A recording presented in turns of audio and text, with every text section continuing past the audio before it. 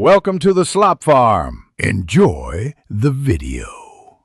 In this video, I will explain how to make tea dust at home. First, select your favorite dried tea leaves, making sure they are completely dry. This is crucial for achieving a fine, consistent powder.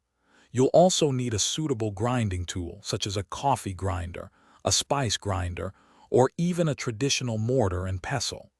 Having your tools ready makes the process much smoother and more efficient. Now, let's move on to the grinding process.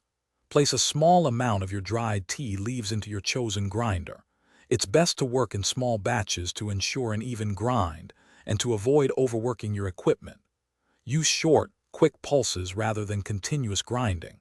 This technique helps prevent the leaves from heating up too much, which can affect the tea's flavor and aroma.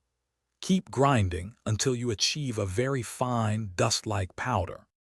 Once you've ground your tea, the next step is to sift it. Pour the ground tea through a fine mesh sieve or a tea strainer.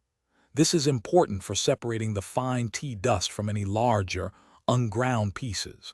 Gently tap the sieve to help the finer particles pass through. Any coarser bits that remain in the sieve can be returned to the grinder for another round. This ensures your final product is consistently fine and smooth. Finally, let's talk about storing your freshly made tea dust. Transfer the fine tea dust into an airtight container immediately after sifting. This helps preserve its flavor and aroma. Store the container in a cool, dark place, away from direct sunlight and moisture, to maintain its quality for longer. Tea dust is perfect for a quick, strong brew or for blending with other teas to create unique flavor profiles.